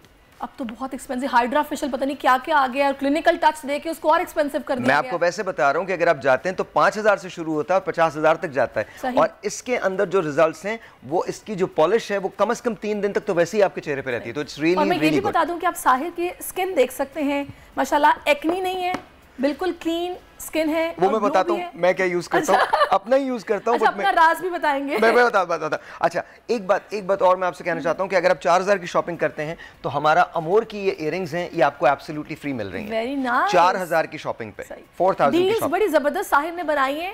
कि आप उम्रे पे जाएं, आपके पास अप्लायंसेस भी आएंगी, ज्वेलरी भी आएगी, आप ये देख सकती हैं, very nice and it's different और बहुत यूनिक सी है बिल्कुल, और मुझे इनमें ये ज्यादा खूबसूरत लगी है। अच्छा, और हमारे जो सिरम्स हैं उसके साथ हम, अगर आप 5000 की शॉपिंग करते हैं तो हमारे पास ये डर्मा रोलर जो है ये गुआशा स्टोन के साथ है।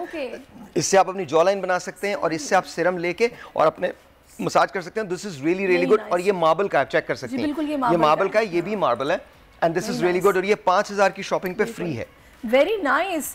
तो जनाब फटाफट कॉल कीजिए, आप किस चीज का इंतजार कर रहे हैं? और देखें, और ये डर्मा रोलर है जो 5000 की शॉपिंग पे ये भी आपको फ्री मिलेगा। अच्छा, इसके अंदर सबसे खास बात ये है कि अगर आप 4000 या 5000 की शॉपिंग करते हैं तो न सिर्फ आपको ये डर्मा रोलर और ये जो हमारे इयररिंग्स हैं ये फ्री मिलते हैं, बल्कि साथ साथ आप कुरानदाजी में शामिल हो जाते हैं जो उम्रे की है, और वो भी डबल एंट्री के साथ। डबल एंट्री के साथ। और आईफोन है, आईफोन अगले हफ्ते हम अनाउंस करने वाले हैं, 3 आईफोन्स हैं। इसके साथ साथ आप जाके हमारी वेबसाइट पे देख सकते हैं 3 आईफोन। 14 कौन सा ये भी बता दें। 14 यस, अच्छा 14, वरना तो फायदा नहीं है ना। वरना तो फायदा। अच्छा, अभी आपने ग्लो का पूछा था, तो लेट्स कम टू दैट। और ये मैं आपको थोड़ा सा एक मैजिक दिखाना चाहता हूँ। अच्छा, मैजिक दिखाइए। ये देखिए जी, ये हमारे पास एक सीरम है और ये मैं सिर्फ, ये हमारा इजिप्शियन सीरम है, एक ड्रॉप लगा रहा हूँ, एक ड्रॉप भी नहीं लगाया मैंने। सरिश देखिएगा, लगा लिया आपने जी। अच्छा जी, ये हमारा इजिप्शियन गोल्ड है और इसके अंदर आप देख सकते हैं कि सोने के पार्टिकल इसके अंदर शामिल है। अच्छा, अभी हमने ये लगाया, इसके बाद मैंने ये क्रीम ली और ये मैं बहुत थोड़ी सी लगाऊंगा, आपको बॉल के ज़्यादा ही हो गया ये, बहुत बस इसको लगाइए आप अच्छी तरह से, बहुत ज़्यादा मैंने दे दिया आपको। अच्छा। लेकिन आप इसको देखिए, इसके थोड़ा सा ज़रा अगर आप तेज़ करेंगे ना तो आप जज्ब हो जाएगी, आपके कलर के अंदर डिफरेंस आ जाएगा इमीडिएटली। अच्छा। हाँ, इमीडिएटली आएगा। और ये नाइट क्रीम है या फिर किसी वक्त भी अप्लाई कर सकते हैं? आप डे में भी इस्तेमाल कर सकते हैं, आप नाइट में भी इस्तेमाल कर सकते हैं। हाँ। इसको आप और ज़्यादा कीजिए, बिकॉज आई थिंक वो बहुत ज़्यादा हो गया। आप अपने उसका हाथ का डिफरेंस देखिए, वाकई डिफरेंस है, बिल्कुल है डिफरेंस। मुझे दिखाइए। वेरी नाइस, ये देखें ना आप देखिए। अच्छा, ये इमीडिएट है, ये इमीडिएट है, आप ये देख सकते हैं, इमीडिएट है और सॉफ्ट हो गई स्किन एकदम। जी एब्सोल्युटली। और इससे आपको ग्लो भी आता है। ये कॉम्बिनेशन है जिसके अंदर इजिप्शियन गोल्ड है और ये प्लैटिनम गोल्ड की क्रीम है। ये आप लगा लीजिए, मैंने आपको एक ड्रॉप भी नहीं लगाया। बिल्कुल ऐसा ही है। आपको फील कैसा हो रहा है, कैसा लग रहा है? मुझे ये बहुत मॉइस्चराइज्ड, सॉफ्ट और ग्लो के साथ बिल्कुल ऐसा ही है। अच्छा, एक चीज और है, ग्लो की जहां तक बात है तो आप अब ग्लो खा के भी ला सकते हैं। अच्छा, खा के भी ला सकते हैं? यस, थायोवेट है हमारे पास और ये 1 महीने के लिए। इसके अंदर 2 हमारे पास साइजेस हैं। एक ये प्रोडक्ट एक्सपेंसिव तो नहीं है, लोग इस वजह से घबरा के खरीदते भी बिल्कुल नहीं है। लेकिन प्लीज, न्यूट्रास्यूटिकल है, ड्रैप एनलिस्टेड है, लेकिन प्लीज अपने डॉक्टर से जरूर मशवरा कीजिए। हमारे पास भी डॉक्टर्स हैं, आप उनसे बात कर सकते हैं, लेकिन बिल्कुल भी नहीं है। ये 1 महीने की सप्लाई है, ये 2 महीने की सप्लाई है और ये 4 से 5 कैप्सूल्स के बाद ही इसके अंदर रिजल्ट जो है वो आना शुरू हो जाता है। तो जनाब, अब घबराने की जरूरत नहीं है। प्रोडक्ट सारी साहिर ने आपको बता दी है कि आप इनको यूज कीजिए और बिल्कुल भी महंगी नहीं है। 3500 4000 कुछ भी नहीं है, नथिंग। लोग 10-10 हज़ार की ऐसी ऑर्गेनिक प्रोडक्ट्स खरीदते हैं जो कि कुछ रिजल्ट्स नहीं होते, पैसे ज़ाया हो जाते हैं, लेकिन ये आपको रिजल्ट्स देंगी चीज़ें, क्योंकि मैंने भी ये भी यूज़ की हैं और मैं करती भी हूँ। तो Sahir, thank you so much. और आपकी जो ऑफर्स हैं वो तो कमाल हैं। तो जनाब उमर, कॉल कीजिए और कॉल करके आप अपना ऑर्डर प्लेस कीजिए और जल्दी से जल्दी आप यहाँ से चीज़ें बाय कीजिए और अपना एंट्री में नाम लिखवाइए और उम्रे का टिकट पाइए। साहिर, बहुत शुक्रिया। बहुत बहुत शुक्रिया, थैंक यू वेरी मच, बहुत बहुत शुक्रिया। तो जनाब, अब हम तलहा जतोई के पास चलते हैं। राइट, शामिल करेंगे अपना सेगमेंट उतार चढ़ाव, कुछ बात करेंगे इकोनॉमी की। पहले हुक्मरानों ने कहा था गरीब का चूल्हा जलाने आए हैं, फिर सुना कपड़े भी फरोख्त करना पड़े तो कर देंगे। अब किफ़ायत शुआरी के लिए वजीर आज़म ने इक़दामात का ऐलान तो कर दिया, मगर हकीकत हम जानते हैं बरक्स है। जो कहा जाता है और जो सूरत हाल ज़मीन पर होती है उसमें बड़ा तज़ाद पाया जाता है। जो मज़दूर 2 वक्त की रोटी के लिए दर दर की ठोकरें खा रहा है, जिसके लिए आज रोटी के साथ प्याज खरीदना बहुत मुश्किल हो गया है। गुज़िश्ता रोज़ ही छप्पर जैदी साबिक़ चेयरमैन FBR से भी सवाल पूछा गया कि गरीब कहाँ जाएगा, तो उन्होंने कहा गरीब खुदकुशी करेगा और कोई उसके पास रास्ता नहीं है।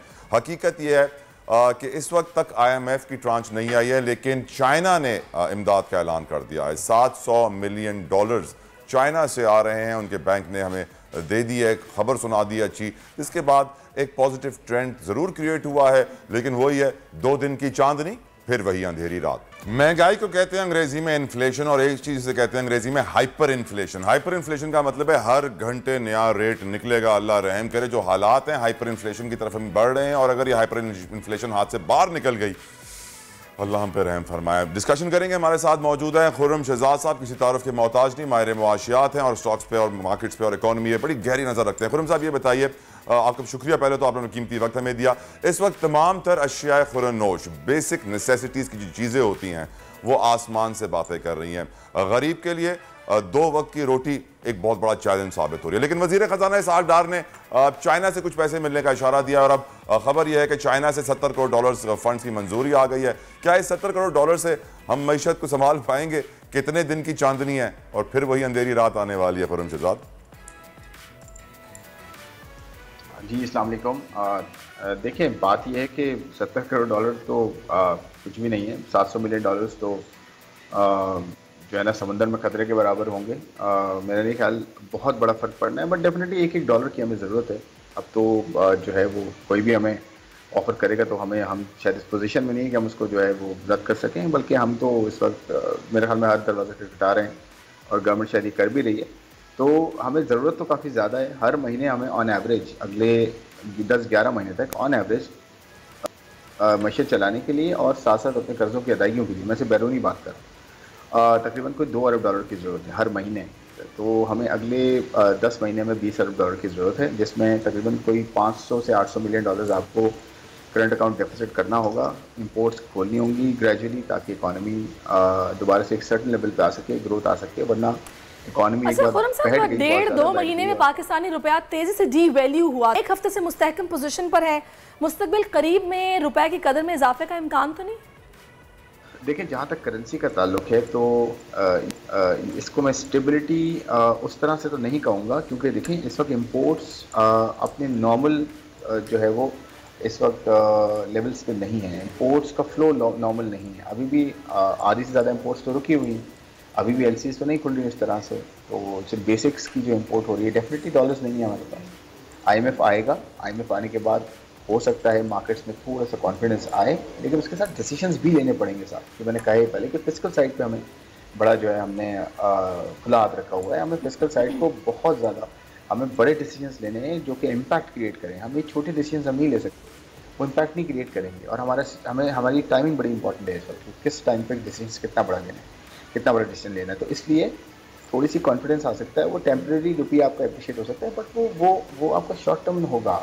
इसलिए कि एक मरतबा जब इंपोर्ट्स खुलना शुरू होंगी और ऐसा ऐसा एक इंपोर्ट्स दोबारा से अपने एक नॉर्मल जो है वो फ्लो में आना शुरू होंगी, तो आपका रुपये और डॉलर की उस वक्त आपको पैरिटी का सही पता चलेगा। आज डॉलर और रुपये की पैरिटी जो है वो आपको स्टेबल नज़र आ रही है, बट वो इंपोर्ट्स आई में भी तो ये कह रहा है कि भाई ये बताइए कि जीएसटी का निफास तो सब पर बराबर होता है। चाहे मैं अभी मार्केट जाकर एक साबुन भी खरीद लूँ तो यकीनन उस पर जीएसटी का इम्पैक्ट आएगा। ऐसे में IMF की मैनेजिंग डायरेक्टर क्रिस्टलिना कहती हैं कि IMF ने सब्सिडी ख़त्म करने का टारगेटेड सिर्फ अमीर तबका था, ताकि अमीर तबके को सब्सिडी ना मिले, गरीब को सब्सिडी मिले। इस पर आप क्या कहेंगे?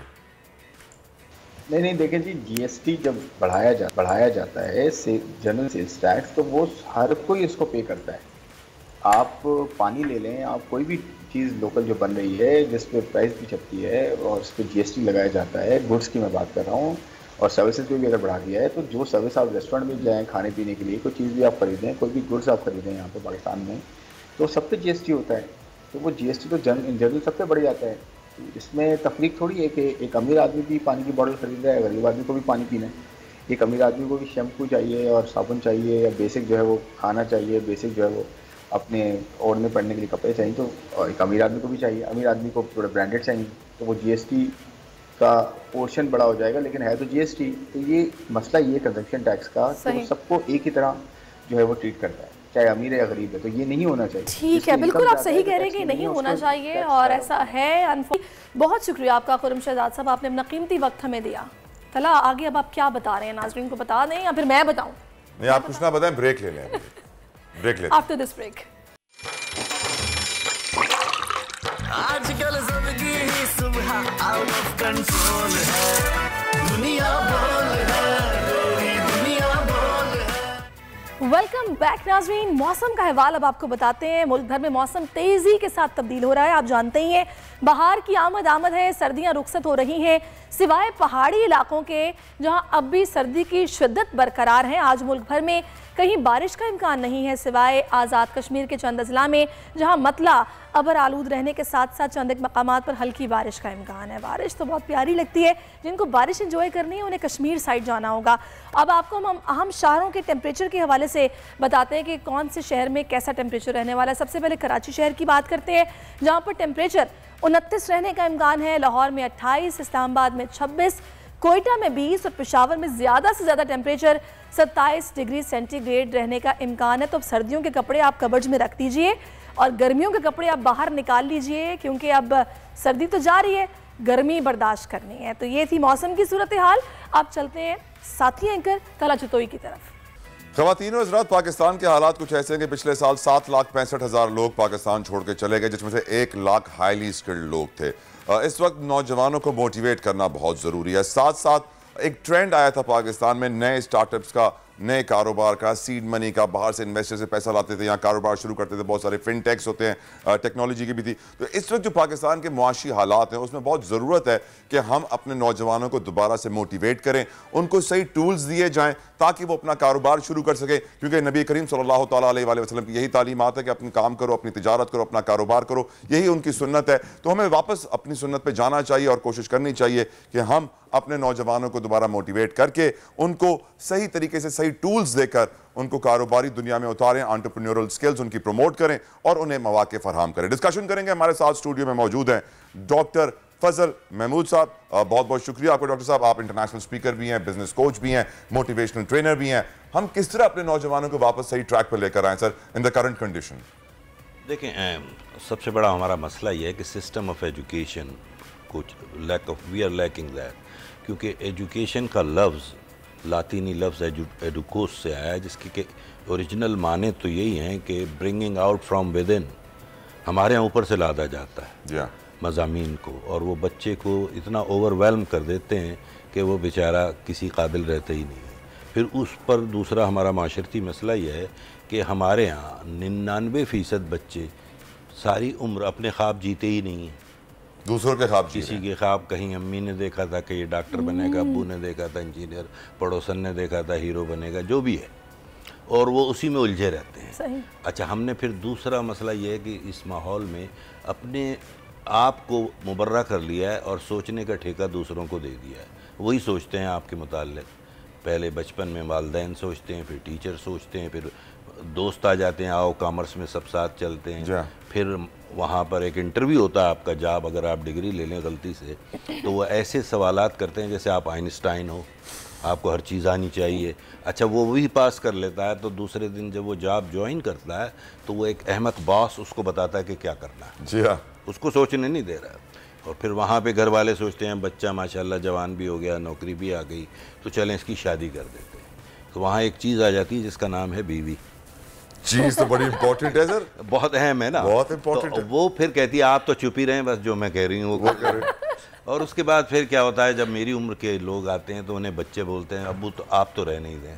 नतीजा ये कि सोचनी क्या सारा ठेका कहीं और है, कहीं और है, हम दूसरों के लिए सोचते हैं। तो सबसे बड़ी बुनियादी जो आपने कहा ना, इसका हल क्या है, हमें एक ट्रेंड को चेंज करना होगा। हम तमाम उम्र अपने बच्चों को, नई नस्ल को ये तो सिखाते हैं कि क्या सोचना है, लेकिन हम ये नहीं बताते कि कैसे सोचना है। और जिस दिन हम ये चेंज कर देंगे, आप देखिए पूरी जनरेशन चेंज होना शुरू हो जाएगी।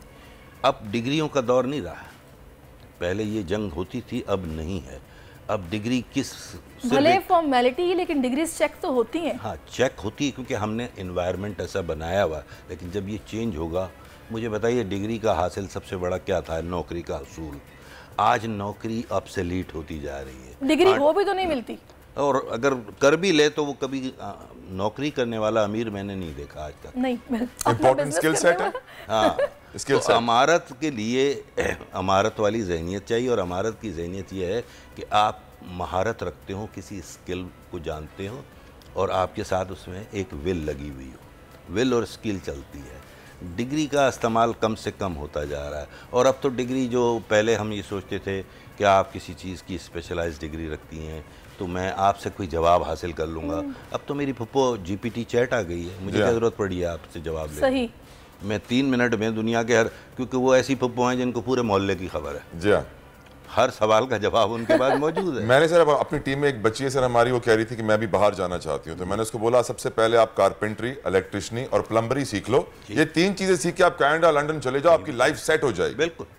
और इसी तरह बहुत बेशुमार अब नए जो स्किल्स आ गई हैं, सॉफ्ट स्किल्स जिन्हें मैं कहता हूँ, ये तो हार्ड स्किल्स हैं। सॉफ्ट स्किल्स में आपको कम्युनिकेशन आनी चाहिए। If you can not communicate you can not succeed, you can not survive in this 21st century. और उसके लिए यही है कि आपकी पीपल स्किल और सेलिंग स्किल्स जब इम्प्रूव होती हैं थ्रू द कम्युनिकेशन, आप कामयाब हैं। आप जहाँ भी जाएंगे आप तक कामयाबी। फिर इसी तरह जैसे आजकल दूसरी जो टेक्नोलॉजी की स्किल्स हैं, मसलन आपको अवेयरनेस होनी चाहिए आज के दौर में कि आईटी को कैसे यूज़ करना है। हमारे यहाँ रोका जा रहा है, हमें सिर्फ और सिर्फ ये बताया जाता है बेटा ज़्यादा सवाल ना करो, बड़ों से सवाल ना करो। वो भाई अगर वो बड़ों से सवाल नहीं करेंगे बच्चे तो सीखेंगे कहाँ से? बिल्कुल। तो सवाल करने की आदत डालिए, बच्चों को इजाज़त दीजिए और फिर उनके सवालात को सुनकर जवाब दीजिए। डॉक्टर साहब बेसिकली जो हमारे मुल्क में तालीम का निज़ाम है, मैं तो इसके ही खिलाफ हूँ। सर वो कॉमसेट वाला सवाल देखा था ना, ओवर बर्डन बच्चों को कर दिया जाता है कि तुमने रट्टा लगाना है और बस ये सारा एग्जाम में अपने लिख के आ जाना है। जो एक कंसेप्शनल या फिर प्रैक्टिकली किसी को करके दिखाने का और बताने का, समझाने का कॉन्सेप्ट है, वो तो है ही नहीं, सिरे से ही नहीं है। हद तो ये है सहरेश सर कि सीएसएस की जो अंग्रेजी है वो अंग्रेजी दुनिया में कहीं बोली नहीं जाती सिवाय हमारे सीएसएस के इम्तिहान में, वरना आप ब्यूरोक्रेट बन नहीं सकते जब तक वो जाहिलों वाली अंग्रेजी ना बोले। मेरा एक इंटरव्यू हो रहा था हाल ही में, पिछले हफ्ते गुजरांवाला में, कोई टेलीविजन चैनल था, तो उन्होंने सवाल किया कि आपने गुजरांवाला को कैसा पाया। मैंने कहा यार बहुत मैं इम्प्रेस हुआ हूँ, बड़ा शहर है लेकिन 3 ही कारोबार चलते हैं यहाँ खाने का। तो मैंने कहा एक रेस्टोरेंट है, दूसरा रियल एस्टेट है और तीसरी एकेडमी है, ये ट्यूशन पढ़ाने का। वैसे तो डॉक्टर साहब पूरे मुल्क में ये सूरत हाल है, लेकिन वहाँ इतने ज़्यादा बोर्ड मैंने देखे कि मैं सोचता रह गया कि ये ट्यूशन कोचिंग सेंटर। सर लोगों की बेसिक नेसेसिटीज को सबसे बड़ा कारोबार पाकिस्तान में बन गया। एजुकेशन और हेल्थ, तीसरा सिक्योरिटी, ये 3 बहुत बड़े बिजनेस हैं। आपने स्कूल खोल लिया, लाइफ सेट, अस्पताल खोल लिया, लाइफ सेट, सिक्योरिटी गार्ड की कंपनी खोल ली, लाइफ सेट हो जाएगी। सैडली इस सिस्टम को इम्प्रूव करना, नौजवानों को बचाना, उनको मोटिवेट करना ऐसे हालात में एक बहुत बड़ा चैलेंज है boss. How to do it? देखिए जी, everything rises and fall on leadership, period. दुनिया के हर उतार चढ़ाव, ऊंच नीच, तरक्की और तनज़्ज़ुल का इन्हिसार वहाँ की क़यादत पर होता है। ठीक, ख्वाह वो आपका घर हो। क्या पाकिस्तान में क़यादत है सर? नहीं, आप और मैं अगर हम नहीं चेंज होंगे। देखिए कायद तो हर एक है, कुछ घरों में अपने कायद हैं जी हाँ, कुछ मोहल्ले के हैं, कुछ गलियों के हैं, कुछ सड़कों के हैं, कुछ मुल्क के हैं, लेकिन ये शुरू तो कहीं से करना है ना। हमारे यहाँ क़यादत का फुकदान इसलिए है कि हमें क़यादत का माने ही नहीं समझे। हम लीडरशिप को प्रिविलेज समझते हैं जबकि ये रिस्पॉन्सिबिलिटी है। हमारे यहाँ कायद का मयार तो ये है कि जो आएगा, देख खुलेगी, खाना खिलाया जाएगा, फिर झूठा होगा तो लोग लेंगे। जबकि कायद का मामला तो ऐसा है कि वो सबसे आखिर में खाए। जी हाँ, और उसकी सबसे अजीम तरीन मिसाल, दुनिया के अजीम तरीन कायद जो मेरे आका हैं हज़रत मोहम्मद मुस्तफ़ा, वो तो पेट पर पत्थर बांधते थे ताकि लोग खा लें। जी हाँ, तो उससे बड़ी क्या मिसाल? अभी डॉक्टर साहब हम जिन चीज़ों की बात करें, इतना बड़ा बिगाड़ है कि ये रूट से ही हम लोगों को इसको ठीक करने की ज़रूरत है, रिफॉर्म्स की ज़रूरत है। ये अल्लाह जाने कब होगा। शायद लिटरेसी रेट यहाँ पे इसीलिए इस तरह रखा गया है कि लोगों को ना समझ आएगी, ना शऊर होगा, ना बोलेंगे, ना सवाल करेंगे। जिस तरह चल रहा है चलता रहेगा। मेरा सवाल इस वक्त आपसे ये है कि कुछ बच्चे ऐसे हैं जो कि ठीक है, जो उन पे थोप दिया जाता है वो तो करते हैं, लेकिन वो इतने जीनियस होते हैं कि साइड पर जो वो चाहते हैं वो भी करते हैं, तो वो कुछ ना कुछ कर जाते हैं, निकल जाते हैं आगे। लेकिन एक वो बच्चा जो करना चाहता है उसे मौका नहीं मिल रहा, और जब डिग्री उसके पास आ जाती है तो उसके पास काम नहीं है। वो किस तरह शुरू करे, उसको आप किस तरह गाइड करेंगे, वो क्या करे? देखें, ये एक बड़ा खूबसूरत सवाल है, यकीन करें, और बड़ा तवील भी है, लेकिन मैं कोशिश कर रहा हूँ उसको स्क्वीज़ करने की। देखिए, in the history of Mankind, यानी इंसानी तारीख़ का ये वो दौर है जिसमें पहली बार ज़रा गौर से सुनिए, हम 5 जनरेशन्स को साथ लेकर जी रहे हैं। 5 जनरेशन्स, इससे पहले कभी ऐसा नहीं हुआ। 2 या 3 तो रही हैं, दादा बेटा, पोता बाप, ये चलता रहा है सिलसिला। कहीं मिलेनियल थे, कहीं बेबी बूमर्स थे, लेकिन अब तो 5वीं जनरेशन। आपको पता है 5वीं जनरेशन कौन सी है? जी जो है वो 2 से 5 साल तक की एक नई जनरेशन आ गई है जिसको खुद पता है रिमोट को कैसे कंट्रोल करना है, कौन सा चैनल लगना, वो एक अलग ही उसकी सोच है। तो अब जो आप कह रही हैं ना इनकलाब कैसे लाया जा सकता है, हमें नहीं लाना, वक्त ला रहा है। हाँ, थोड़ा सा वक्त इसलिए लगेगा कि हमारे इन दूसरे मामलात फाइनेंशियल या जो भी कह लें इकॉनमी का ड्रामा रचाया हुआ है हमने। बुनियादी तौर पे बच्चे को, आज के 7वीं क्लास के बच्चे को पता है इस वक्त अमेरिका में सदर ने आज क्या कहा है, हमें नहीं बताना पड़ रहा। सही। उसके हाथ में फ़ोन है, वो CNN खुद देख रहा होता है। तो वो जब दुनिया को देख रहा होता है तो उसमें भी ये तलब शुरू हो जाती है, यार हम ऐसे क्यों नहीं हैं। और ऐसी चेंज आप देखेंगी वाज़े हो रही है, तो ये चेंज आ रही है, मैं इससे मायूस नहीं हूँ। लेकिन मैं उन नौजवानों के लिए आपसे आइडिया चाह रही हूँ जो कि मायूस हैं इस वक्त, के डिग्रीज भी उनके पास हैं, उनको जॉब्स नहीं मिल रही, लोग इंटर्नशिप पे रख लेते हैं, बस 3-4 महीने में इंटर्नशिप ख़त्म हुई तो वो आपको कहते हैं कि अब आप कुछ और देखें। उनको आप क्या, मतलब उनको किस तरह मोटिवेट करेंगे आप, उन्हें क्या करना है? देखें, वही बात है कि हमें नौकरी के इस खौल से बाहर आना है, एंटरप्रेन्योरशिप को फ़रोग़ देना है। ऐसे दोस्तों को, ऐसे लोग मेरे साथ टीम में, मैंने अभी कोविड की वजह से मेरा यहाँ से राब्ता ज़्यादा हुआ, अल्हम्दुलिल्लाह 5 बैजेस हम निकाल चुके हैं, 50 न्यू कोचेज़ इन पाकिस्तान। और मेरे नज़दीक लोगों को तो यही नहीं पता कि कोचिंग होती क्या है। हमारे यहाँ तो कोचिंग ट्यूशन सेंटर को समझते हैं, या कोई काउंसलर को कोच कहता है, कोई टीचर अपने आप को कोच कहने लगता है, कोई ट्रेनर अपने आप को कोच कहने, जबकि कोचिंग ये बिल्कुल नहीं है। इनमें से कोई भी पेशा कोचिंग नहीं है। तो उसकी एक लफ्ज़ में मैं बता दूँ डेफिनेशन, बाकी तमाम पेशे, चाहे वो कंसल्टेंट हो, को ट्रेनर हो, मेंटोर हो, टीचर हो, या जिसे कहते हैं काउंसलिंग हो, इन सब में कहीं ना कहीं आप अपने क्लाइंट को सुनते हैं और जवाब देते हैं या उसकी रहनुमाई करते हैं। ऐसे ही होता है ना? ऐसे ही होता है। कोच एक वाहिद पेशा है जिसमें कहीं जवाब नहीं देता, और जो जवाब दे दे वो कोच नहीं होता। ये ज़हन में रखिए। हमारे यहाँ कोचिंग से कुछ सीखने जा रहे होते हैं, कोचिंग सिखाती नहीं है। कोचिंग आपके उन ब्लाइंड स्पॉट्स को, वो पर्दे जो आपके जहन में अपने मुताल्लिक हैं, आपको अपनी ताकत का ही अंदाज़ा नहीं है, उससे रोशनास कराता है, सिर्फ सवालात करके, जवाब नहीं देता। और यह है कोचिंग। तो लूप होल्स कंप्लीट कर देता है, जो खाली जगहें पुर कर देता है। वो जो खिला है हमें खुद नहीं पता है उसका, हम उससे सवाल करते हैं। मैं इंटरनेशनली कोच करता हूँ, फॉर्चून 500 में मेरे क्लाइंट्स हैं। तो मेरा काम क्या है, मेरा एजेंडा तो नहीं होता, वो उनका होता है। मैं तो जाके सिर्फ एक सवाल करता हूँ, फिर उसका जवाब सुनता हूँ, फिर एक सवाल करता हूँ, और सवालों तक वो अपने जवाब तक पहुँच जाता है। बच्चों के लिए भी बहुत ज़रूरी है कोचिंग की, जिन्होंने बात की है कि जिनके पेरेंट्स इतने पढ़े लिखे नहीं होते और वो खुद कंफ्यूज होते हैं कि हमें क्या करना है, किससे हमें गाइडेंस। सोसाइटी में रहते हैं जहाँ पढ़े लिखे जाहिल बहुत सारे हैं, तो पढ़ाई लिखाई भी इस क्वालिटी की हो रही है कि अल्लाह बचाए। Your last word sir. पढ़े लिखे की ज़रूरत नहीं है, सिर्फ सवाल करना है। आप कोई भी अनपढ़ भी सवाल अच्छा कर सकता है। Thank you so very much doctor Fazal Mahmood sahab हमारे साथ मौजूद है, international speaker, business coach, motivational trainer. आपका बहुत बहुत शुक्रिया। प्रोग्राम का वक्त तमाम होता है, उम्मीद करता है आपको शो पसंद आएगा। अपना सोशल मीडिया पर फीडबैक जरूर दीजिएगा। तला को, सैरिश को इजाजत दीजिए। अंटिल टुमारो, अल्लाह हाफिज़।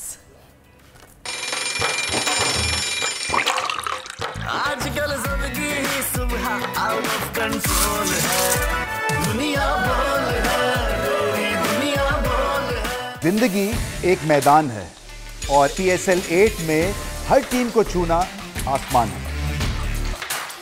6 टीमों के बीच धुआंधार लड़ाई। ये शोर ना लड़ाई का है ना डर का, ये शोर है जीत का, ये शोर है जुनून का। खेल का जुनून रोजाना रात 11 बजे सिर्फ बोल न्यूज पर।